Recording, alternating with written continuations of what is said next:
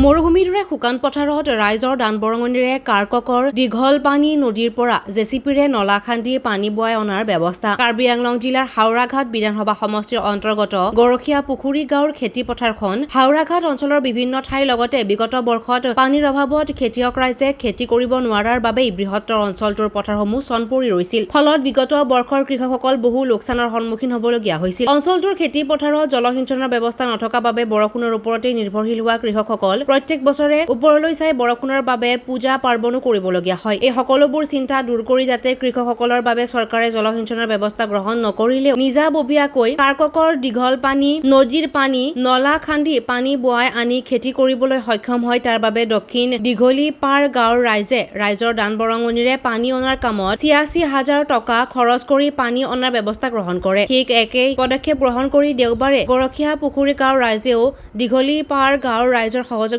আৰু ৰাইজৰ দান বৰঙণিৰে জেচিপিৰে নলা খান্দি পানী বোৱাই অনাৰ ব্যৱস্থা গ্ৰহণ কৰা হয়। এই সন্দৰ্ভত উল্লেখ কৰিব পাৰি যে যাতে ৰাইজে নলা খান্দি পানী বোৱাই অনাটো ভৱিষ্যতে চৰকাৰৰ সুবিধা গ্ৰহণ কৰি স্থায়ী কেনেলৰ ব্যৱস্থা কৰিব পৰা যায়, তাৰ বাবে দং কমিটিৰ জৰিয়তে পদক্ষেপ গ্ৰহণৰ চিন্তা কৰা হয়।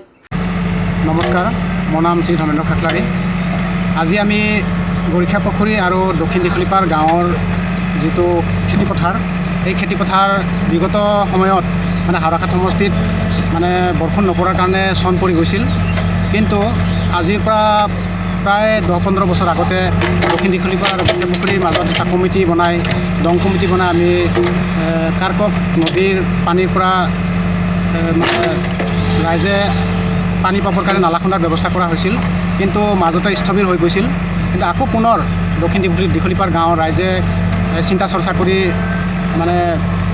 কাৰকক নদীৰ পৰা যি পানী সেইটো আনিবৰ কাৰণে দক্ষিণ দীঘলীপাৰ গাঁৱৰ ৰাইজে দান বৰঙণিৰে ইতিমধ্যে মেৰামতি কৰি পানী অহাৰ ব্যৱস্থা কৰিছে।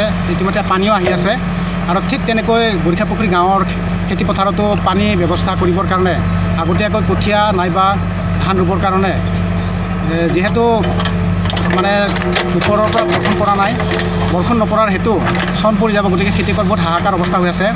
বিগত বৰ্ষত গোটেই হাওৰাঘাট সমষ্টিতে বিধানসভা সমষ্টিতে বৰষুণ নাছিল, যাৰ কাৰণে গোটেই ৰাইজে ধান ৰুব পৰা নাছিল।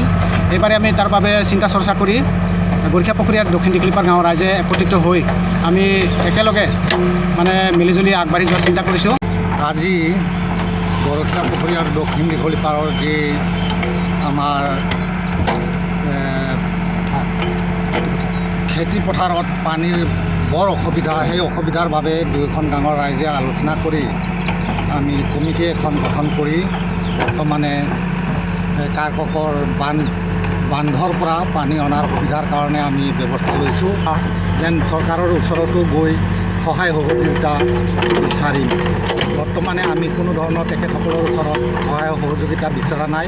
সেয়েহে ৰাইজৰ দান বৰঙণিৰে যি পাৰোঁ আমি কঠীয়া পেলাবৰ বাবে আৰু পানী আনিবৰ বাবে আমি দান বৰঙণিৰেই আমি যথেষ্ট কষ্ট কৰি নালাটো খুন্দি আছোঁ। হাওৰাঘাটৰ পৰা ধৰ্মেন্দ্ৰ খাকলাৰীৰ ৰিপৰ্ট DA 365।